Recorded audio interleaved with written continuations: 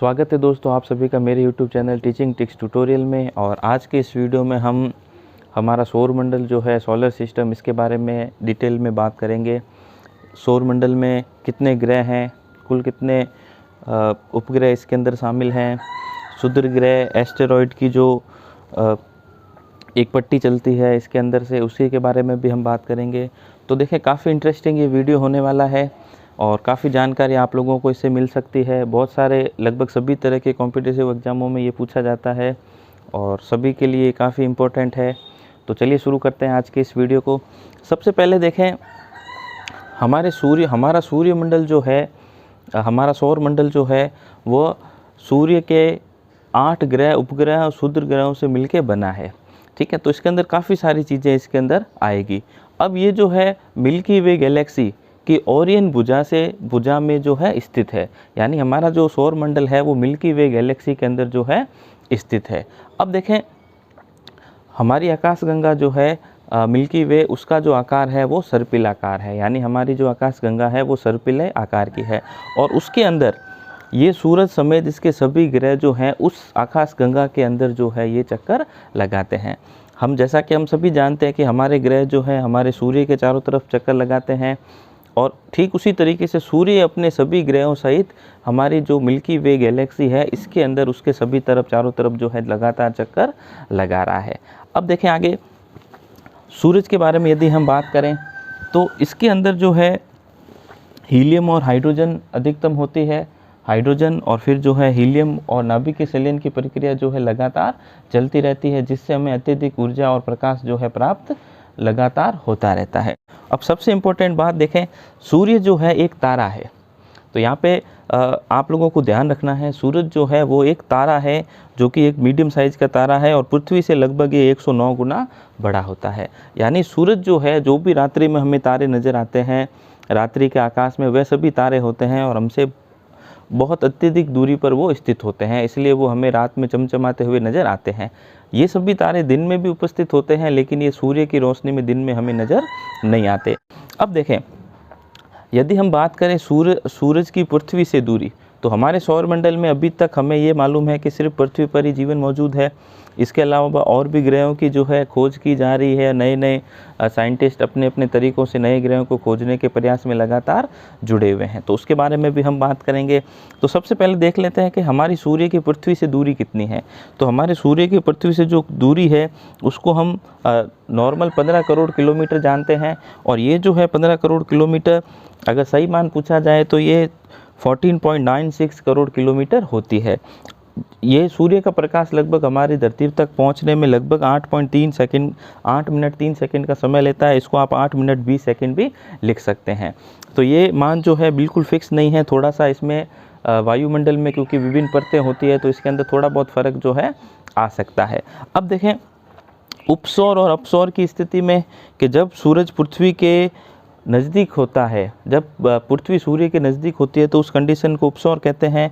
ये जनवरी की 3 तारीख को 4 तारीख के समथिंग होती है, और इस समय सूरज और पृथ्वी की दूरी 14.7 करोड़ किलोमीटर होती है। और अपसौर की स्थिति में ये दूरी जो है 15.2 करोड़ किलोमीटर हो जाती है, जो कि जुलाई के महीने में 4 जुलाई को ये होती है। अब देखते हैं, हम बात करेंगे कौन कौन से ग्रह हैं। तो सबसे पहले आप लोगों को नाम पता होने चाहिए। हमारे सौरमंडल में सबसे सूर्य के नज़दीक का ग्रह जो है बुध है, जिसे हम कहेंगे मरकरी।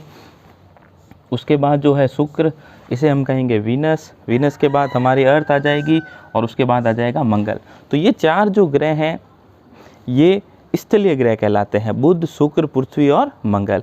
उसके बाद जो 4 बड़े ग्रह हैं ये सभी छोटे ग्रह हैं, और उसके बाद जो है 4 ग्रह ये बड़े ग्रह भारी ग्रह कहलाते हैं। इसके अंदर आ जाएगा Brihaspati, Jupiter, Shani, Saturn, Arun, Uranus और वरुण, नेपच्यून।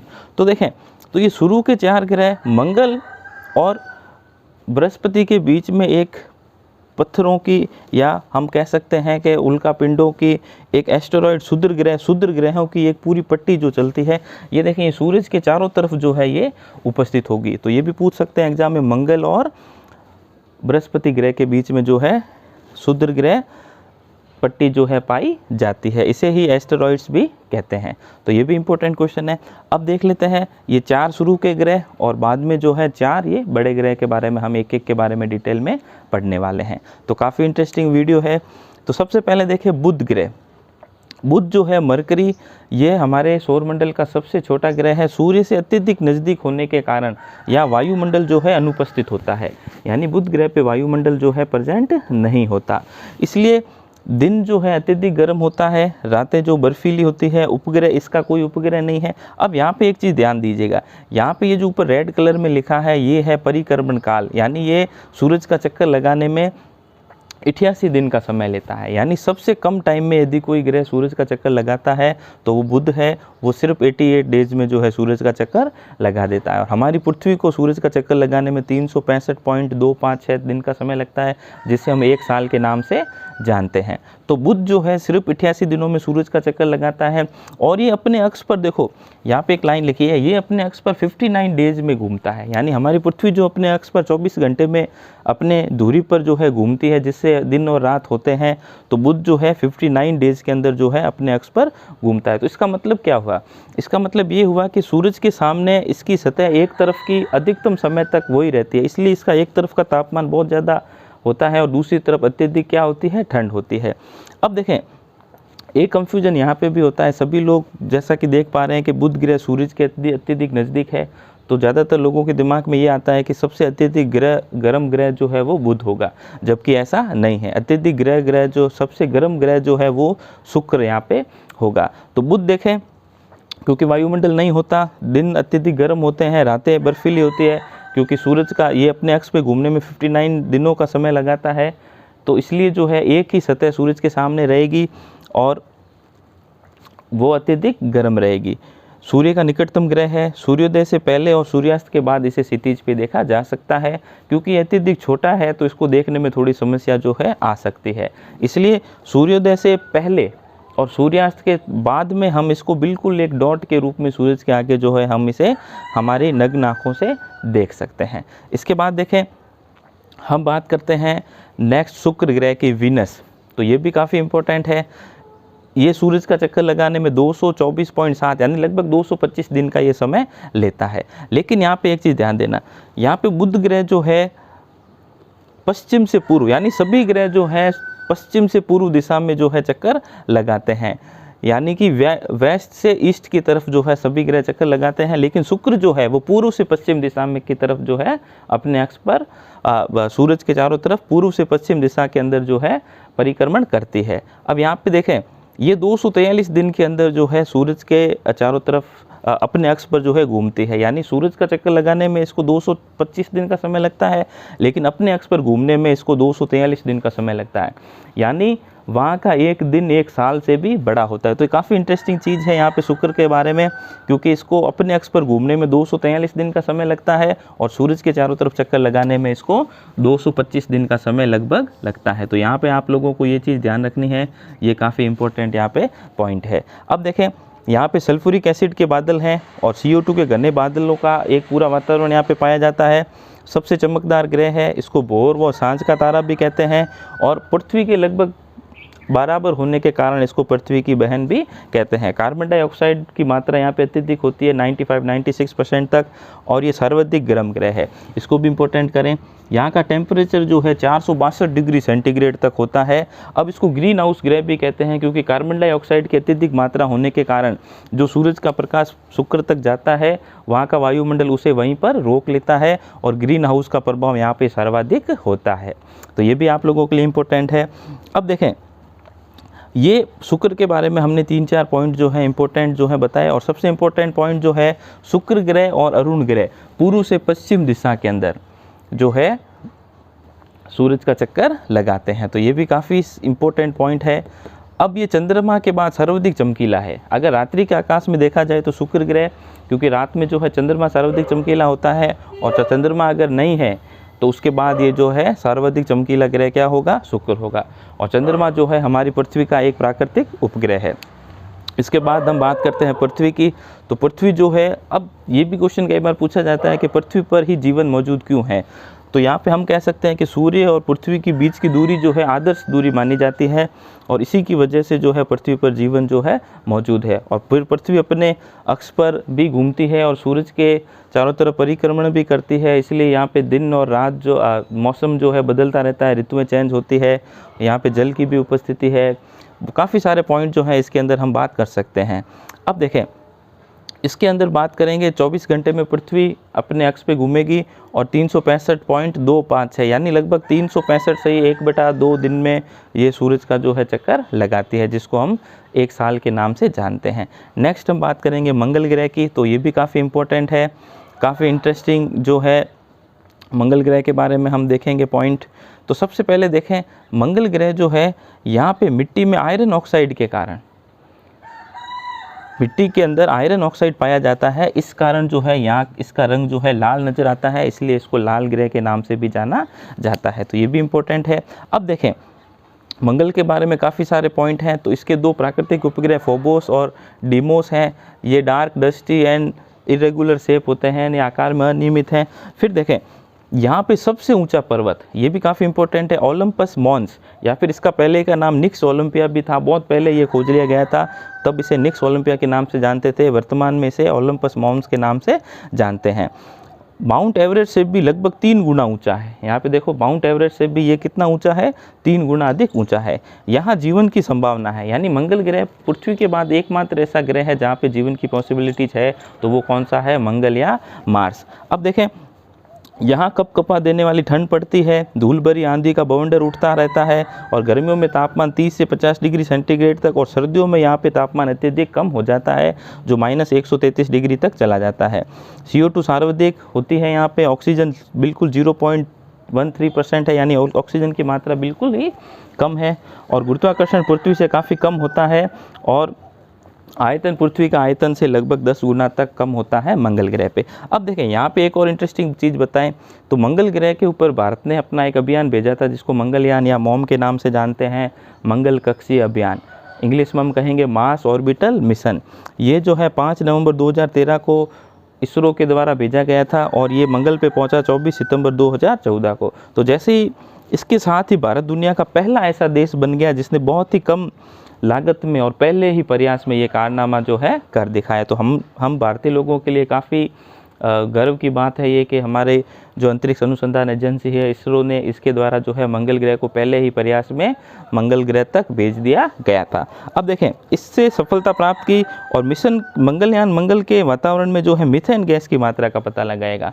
तो मंगलयान जो है वहाँ पे मीथेन गैस खोजेगा, और खोजी भी है उसने, और स्रोत का भी पता लगाएगा, और मीथेन की मात्रा मापेगा, व स्रोत का भी जो है पता लगाएगा। तो ये भी काफ़ी इंपॉर्टेंट है, मंगल कक्षीय अभियान या मंगलयान के नाम से जिसे जानते हैं, तो ये भी आप लोगों को ध्यान में रखना है। अब इसके बाद बात करेंगे हम क्षुद्र ग्रह पट्टी की, जो कि मंगल और बृहस्पति के बीच में जो है आ जाती है। ठीक है, नेक्स्ट देखें, बृहस्पति या जुपिटर। तो हमारे सौरमंडल का सबसे बड़ा ग्रह जो है वो बृहस्पति ग्रह है।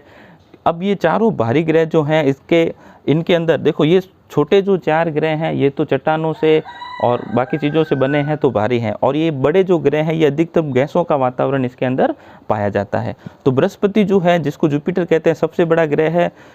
ठीक है, अब देखें, ये 4331 दिन या लगभग 11.9 वर्ष, या फिर हम ये कह सकते हैं लगभग 12 सालों में सूरज के चारों तरफ चक्कर लगाता है, और इसका घूर्णन काल सबसे कम होता है, यानी ये अपने अक्ष पे सिर्फ 9.9 घंटों में ये घूमता है।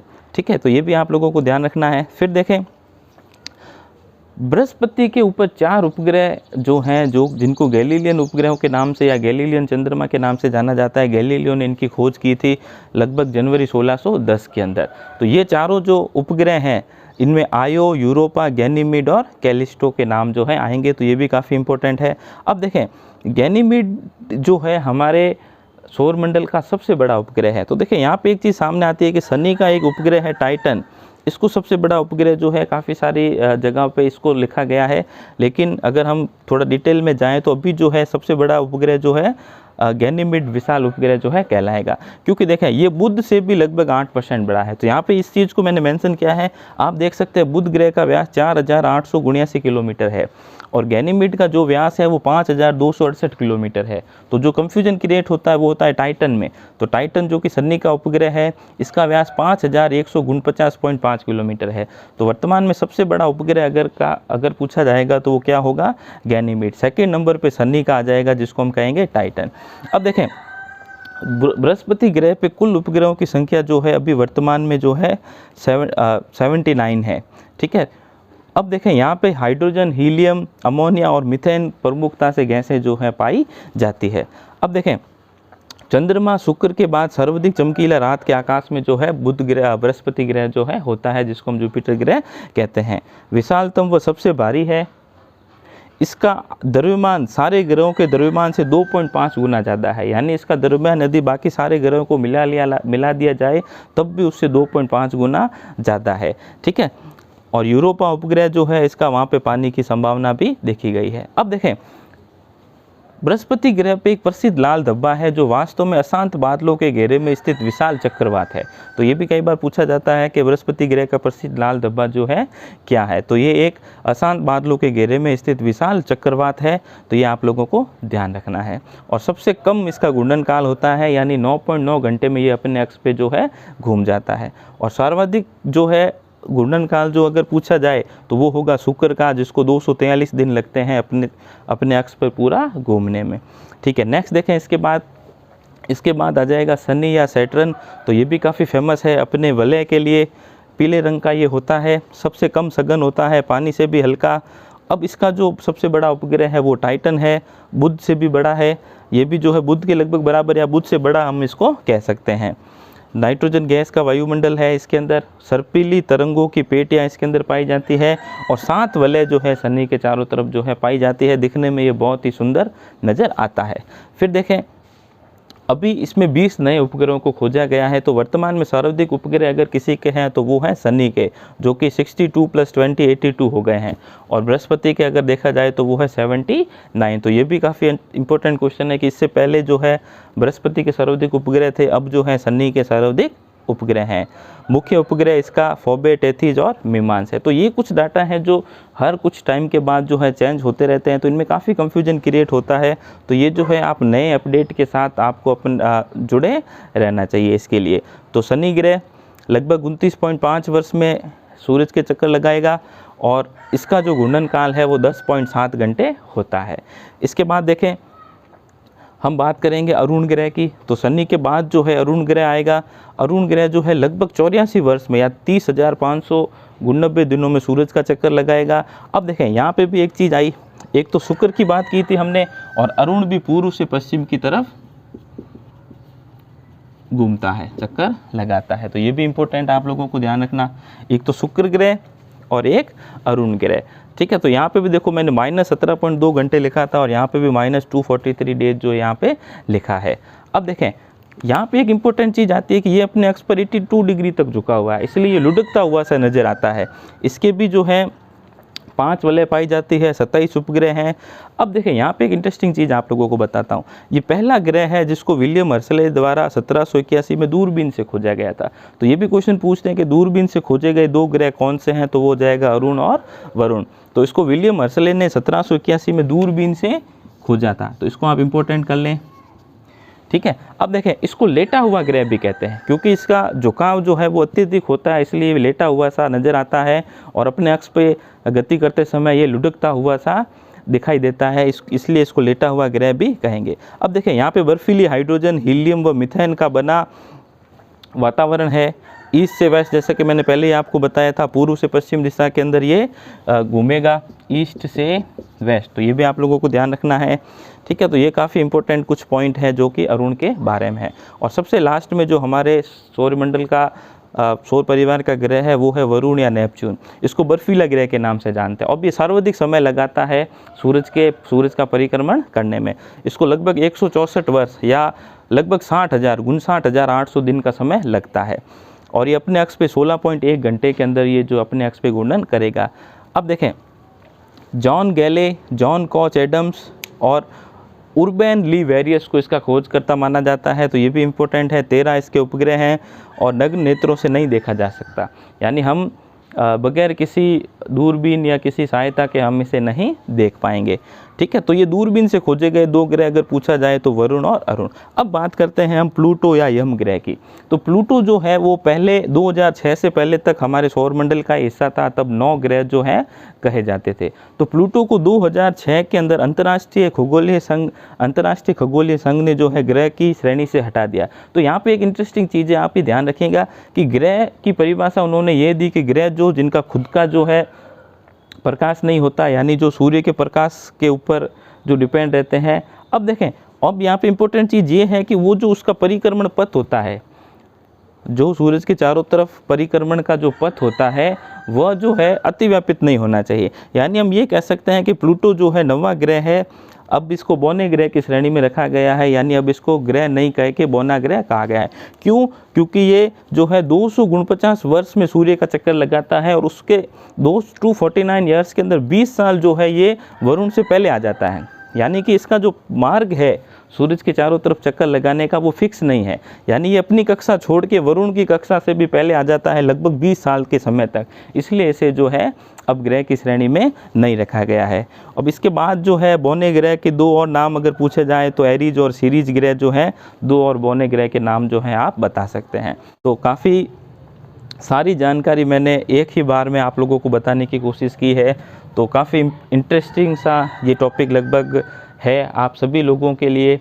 अब देखें, यहाँ पे हम बात कर रहे हैं कि भाई पृथ्वी का जो सूर्य है वो एक तारा है, तो हम हमारे सौरमंडल के अंदर सबसे नज़दीक का दूसरा तारा कौन सा है, तो उसकी अगर बात करें तो यहाँ पे ये होगा एल्फा सेंचुरी या प्रोक्सिमा सेंचुरी जो है, ये लगभग 4.22 प्रकाश वर्ष जो है हमारी पृथ्वी से जो है दूर है।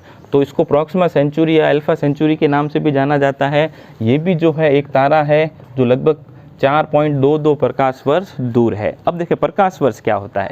जैसे हम छोटी दूरियां मापने के लिए मीटर, किलोमीटर, मील का उपयोग करते हैं, तो जब ब्रह्मांड के अंदर बहुत अत्यधिक बड़ी दूरियां होती हैं तो उसको प्रकाश वर्ष या लाइट ईयर में मापा जाता है। क्योंकि हम जानते हैं प्रकाश की चाल 3 × 10⁸ मीटर प्रति सेकंड होती है, तो उसको 1 घंटे के अंदर एक साल के अंदर कितने सेकंड होंगे, उसको अगर मल्टीप्लाई कर दें तो इसका मान जो आ जाएगा वो आ जाएगा 9.46 × 10⁻15 मीटर, या इसको किलोमीटर में कन्वर्ट करें तो 9.46 × 10⁻12 किलोमीटर होता है। या फिर अगर सरल शब्दों में कहें तो ये 95 खरब किलोमीटर होता है। ठीक है, तो ये होता क्या है एक्चुअल में कि प्रकाश के द्वारा निर्वात में 1 साल में तय की गई दूरी जो है प्रकाश वर्ष के नाम से जानी जाती है। और प्रकाश की चाल आप जानते ही हैं, सूर्य से पृथ्वी तक प्रकाश को पहुंचने में सिर्फ 8 मिनट और 20 सेकंड का समय लगता है। अब देखें, इसके बाद हम बात करते हैं क्या हमारे सौरमंडल के अलावा भी कोई ऐसे ग्रह है जहाँ पे जीवन मौजूद है। तो यहाँ पे 1-2 पॉइंट के बारे में हम डिस्कस करेंगे। तो जिस प्रकार हमारे सौरमंडल का तारा जो सूर्य है, जो कि हमारे सौरमंडल का केंद्र है, इसी तरीके से एक दूसरा जिसको केपलर तारा के नाम से जाना जाता है, और वहाँ पे एक ग्रह है केपलर 452b। इसको पृथ्वी का बड़ा भाई कहेंगे। ये हमारी पृथ्वी से 1400 प्रकाश वर्ष दूर है और पृथ्वी से 60% जो है बड़ा है। इसकी खोज नासा ने 23 जुलाई 2015 में की है। तो यहाँ पे भी जीवन की संभावनाएं जो है बताई जा रही है, क्योंकि इस पर पृथ्वी के समान कक्षा व समान मात्रा लंबाई में सूर्य का प्रकाश साल भर मिलता रहता है। वैज्ञानिकों का मानना है कि यहाँ पृथ्वी की तरह चट्टानें, समुद्र व वातावरण है। और केपलर तारा जो है 1.5 मिलियन वर्ष बड़ा है हमारे सूर्य से और 20% ज़्यादा चमकदार है। और इसके अलावा एक और ग्रह खोजा गया है जिसको केपलर 186f के नाम से भी जाना जाता है। तो ये बिल्कुल अभी लेटेस्ट जो है यहाँ पे भी पृथ्वी के समान जीवन की संभावना खोजी जा रही है। ये बात नहीं है कि वहाँ पे जीवन मिल चुका है। तो ये वैज्ञानिक लगातार प्रयास करते रहते हैं कि कौन से ग्रह पे जीवन संभव हो सकता है। तो ये काफ़ी कुछ इसके अंदर मैंने आपको बताने की कोशिश की है। तो आप लोग इसे ज़रूर देखें, आपको अच्छा लगे तो इसे लाइक करें, अपने दोस्तों के साथ भी शेयर करें। और इसी तरीके से 1-2 पार्ट में और जो है हमारे सौरमंडल के ऊपर, हमारे यूनिवर्स के ऊपर और बनाने की कोशिश करूँगा। तो इस सभी पूरी जानकारी के अंदर काफ़ी सारे ऐसे पॉइंट हैं जो आप लोगों के सभी तरह के एग्ज़ाम्स में जो है काम आ सकते हैं।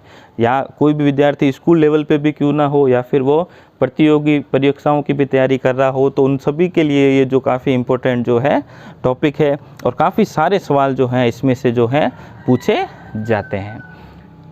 तो वीडियो देखने के लिए धन्यवाद। वीडियो पसंद आए तो ज़रूर इसे लाइक करें, अपने दोस्तों के साथ शेयर करें, और अभी तक आपने मेरे चैनल को सब्सक्राइब नहीं किया है तो इसे ज़रूर सब्सक्राइब कर लें। इसी तरह के और इंटरेस्टिंग वीडियो मैं आप लोगों के लिए लाने का प्रयास करता रहूँगा।